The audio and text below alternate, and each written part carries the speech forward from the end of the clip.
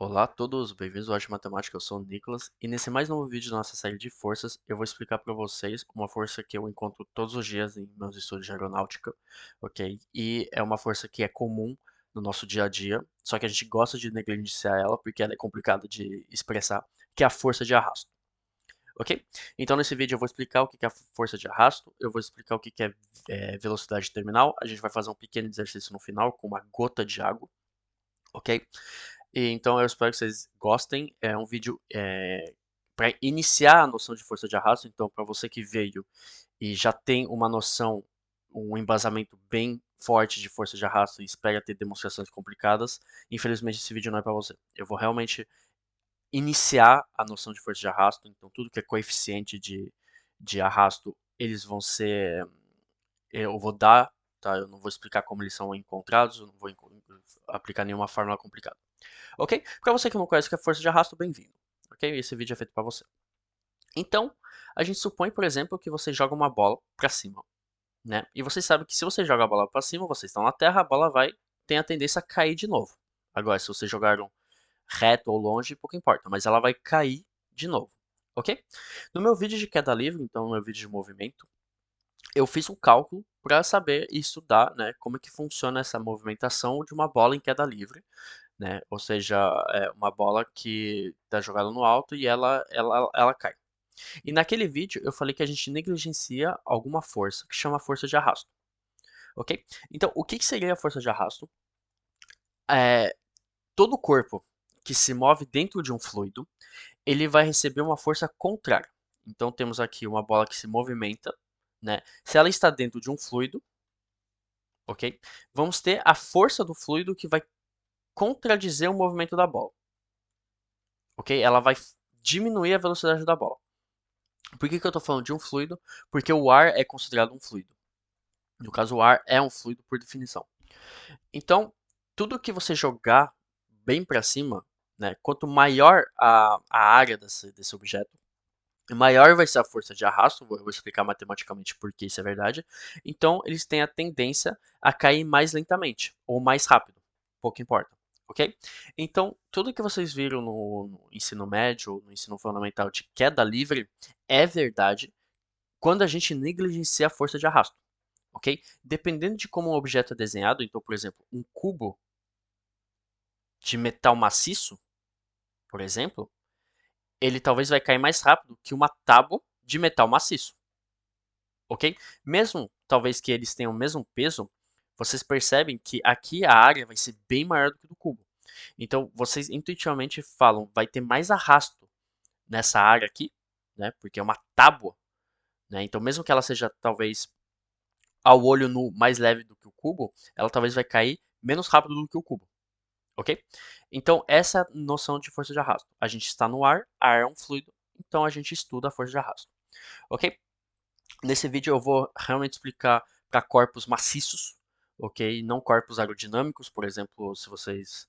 É, uma flecha, por exemplo, é, a noção de força de arrasto ela ainda existe, ok? Mas como são perfis que a gente chama aerodinâmicos, aí fica um pouquinho mais complicado. Eu vou realmente explicar como bolas e cubos e objetos realmente maciços e sólidos que a gente vê todos os dias. Ok? Então, matematicamente, o que seria a força de arrasto? A gente nota ela, bom, eu noto ela D, ok? Por que D? Porque eu aprendi em francês e atualmente minhas aulas são em inglês. A gente tem a força de drag, né? Drag force, ok? Então, essa seria a força de arrasto, vocês podem notar como, ela quiser, como vocês quiserem.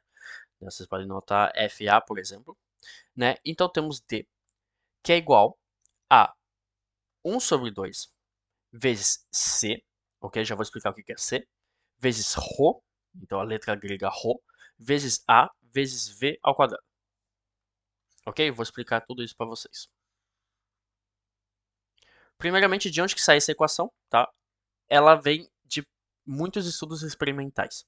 Ok? Então tem algumas demonstrações, é bem complicado, só que no geral a força de arrasto ela vem experimentalmente. Ok? Então não possui demonstração, não irei demonstrar ela para vocês. Então tem 1 sobre 2 vezes C. C é o coeficiente de arrasto.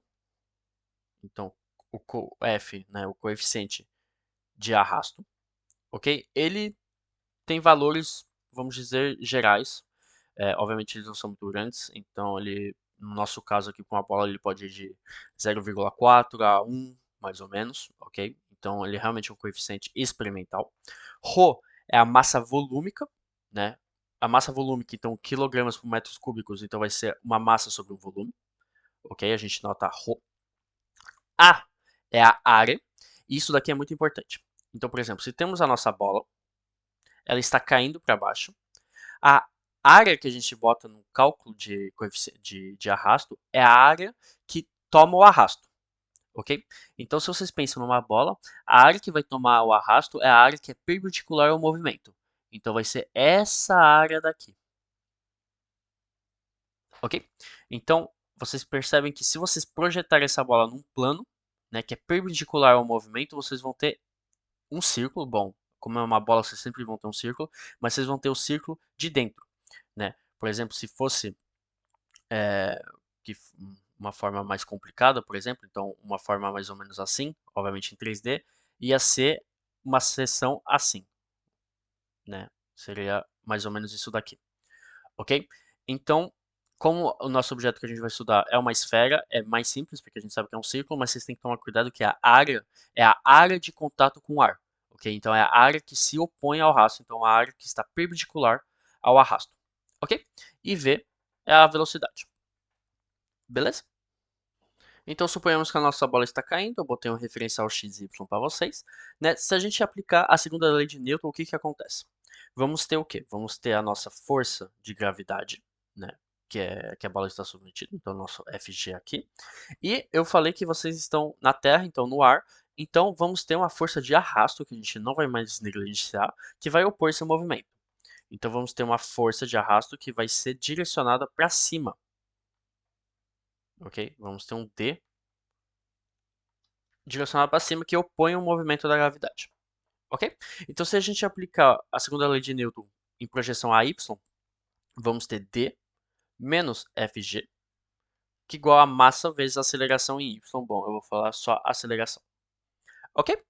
Então, obviamente, é uma força, então a gente aplica a segunda lei de Newton, então ele se comporta da mesma forma. Ok? A dificuldade da força de arrasto é realmente calcular esse D aqui. Ok? Agora, como é que a gente acha a velocidade terminal? A velocidade terminal é a velocidade que a bola aqui não vai mais acelerar. Ou seja, ela está numa aceleração máxima. Então, ela está.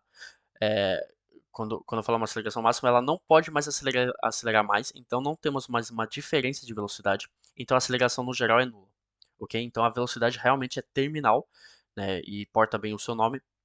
Quer dizer que ela não vai ultrapassar essa velocidade. Ok? Como é que a gente acha isso? A gente supõe, quer dizer, não supõe, né? Como a velocidade é terminal, a vai ser igual a zero. Então a nossa aceleração vai ser igual a zero. Ok? A gente substitui d com a equação que eu dei para vocês aqui. Então vamos ter 1 sobre 2 vezes c vezes ρ vezes a v. Eu vou botar vt, que vai ser a nossa velocidade terminal ao quadrado, menos a nossa força de gravidade Fg, que é igual a zero.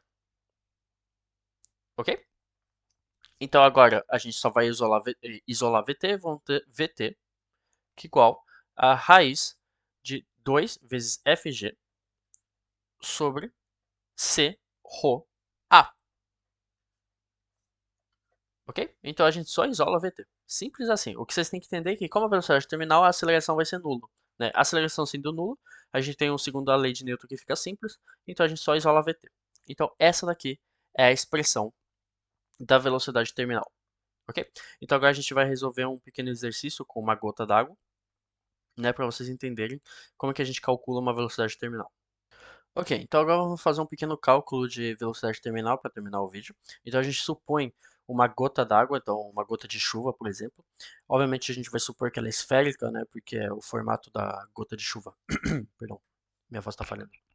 O formato da gota de chuva tem que ser esférica, né? Senão vai ficar complicado. O formato ela não é muito bem esférico, então vai ficar bem complicado. Então a gente supõe que é esférico de um raio de 1,5 milímetros, ok? Está caindo de uma nuvem de uma altura de 1.200 metros, ok? Temos o coeficiente de arrasto de 0,6, isso daqui provém da experiência. Temos a densidade do ar, quer dizer, da água, que é de 1.000 kg por metros cúbicos, isso vocês sabem. E a densidade do ar, que é 1,2 mais ou menos, normalmente é 1,225, eu botei em 1,2 kg por metro cúbicos, ok? E o meu objetivo é achar a velocidade terminal. Para isso, obviamente, eu vou aplicar a fórmula, né? Ou vocês demonstram essa fórmula de novo, ou vocês aplicam ela diretamente. Eu vou aplicar. A única diferença é que a gente tem que achar a força de gravidade. A diferença dos exercícios até agora é que eu não dei a massa para vocês, ok? Eu só dei um volume, quer dizer, eu não dei nenhum volume, né? Eu dei uma densidade, ok? Temos um formato geométrico, temos o raio, podemos achar o volume e a gente consegue isolar a massa dessa forma, ok? Então vamos ter que Fg vai ser igual ao quê? Temos m vezes g, ok? A gente sabe que Fg igual a m vezes g. Ora, a densidade da água igual a m sobre o volume da esfera. Então isso implica que m vai ser igual à densidade da água sobre o volume da esfera. Quer dizer, perdão, não sobre o volume da esfera, vezes o volume da esfera. Ok? Então isso implica que isso é igual a ρA vezes V, vezes G. Ok? Então temos Fg que vai ser igual a ρA vezes V vezes G. Ok? Agora, qual que é o volume de uma esfera? Bom, normalmente vocês sabem das suas aulas de geometria que o volume da esfera é 4/3 de πr ao cubo. Ok? Isso daqui embaixo já passou um 3. É 4/3 de πr ao cubo.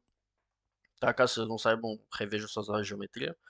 Né? Depois, no futuro, eu vou demonstrar isso com as integrais. Então, isso daqui vai ficar igual a ρAg sobre 3 vezes 4 vezes πr ao cubo. Ok? Então, Fg, essa expressão aqui um pouquinho nojento, né? Quando a gente começa a trabalhar com esferas, fica um pouquinho complicado as expressões, mas não muito simples, não muito complicado de achar. Temos Fg que é igual a 4/3 de ρAg πr ao cubo. Então, agora a gente vai aplicar a fórmula da velocidade terminal, que temos, então, raiz, a bateria está acabando, perdão, raiz de 2Fg sobre o coeficiente de arrasto vezes ρ do ar, dessa vez, né? Porque agora a gente não está falando mais da água, a gente está falando do ar, ok?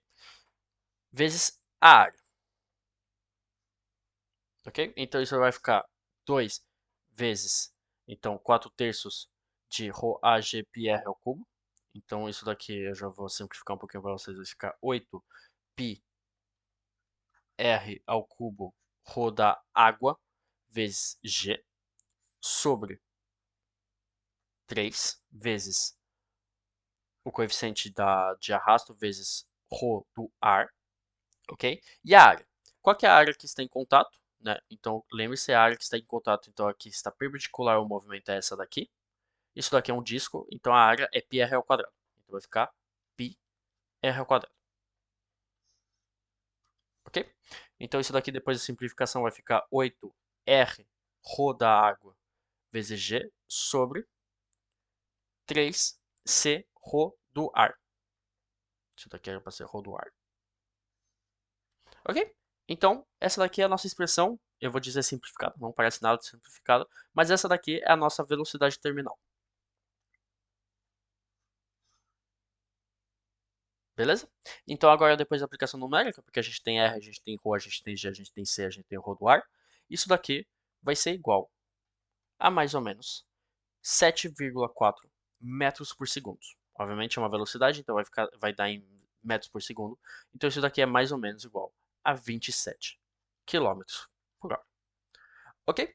Então esse é o poder da força de arrasto. Então temos a queda da gota d'água, que vai ser de 27 quilômetros por hora. Agora eu vou comparar essa velocidade com arrasto com a velocidade sem arrasto, para vocês verem a importância e o impacto que tem o arrasto. Então agora fazendo sem arrasto para vocês, então sabemos que a aceleração é g, ok? A velocidade inicial é zero, porque a gota ela sai de um estado parado, então a velocidade inicial é zero. E temos um deslocamento x menos x0, que vai ser igual a menos h, porque ele vai cair de uma altura de h. Ok? Então veio a minha série de movimento, onde eu explico cálculo por cálculo, né, e como demonstrar isso. A gente vai ter que ver igual a raiz de 2gh, ok? Eu quero uma expressão da velocidade que não depende do tempo. Então, eu explico isso nos vídeos da série de movimento, caso vocês tenham uma dúvida, vê lá. Então, temos V que é igual a raiz de 2GH, ok? E se a gente aplicar isso, vocês veem que o arrasto não aparece, porque a gente negligenciou o arrasto. Temos uma velocidade de 153 metros por segundo. Isso daqui dá mais ou menos 550 quilômetros por hora. Então, vocês têm noção que o arrasto salva a vida de vocês, né? Porque se vocês começarem a tomar gotas de água na chuva de 550 quilômetros por hora cada, isso daqui é um tiro. Isso daqui é realmente um tiro. Então, o arrasto realmente impacta muito, muito, muito a velocidade das coisas em queda. Ok? Então, esse foi o vídeo. Eu espero que vocês tenham gostado. É uma noção meio complicada de entender, eu vou admitir para vocês, mas assim que vocês entendem, realmente é muito fácil para calcular tudo que é arrasto e aí vocês não têm nem mais vontade de negligenciar ela nos exercícios. Ok? Então, muito obrigado por ter assistido.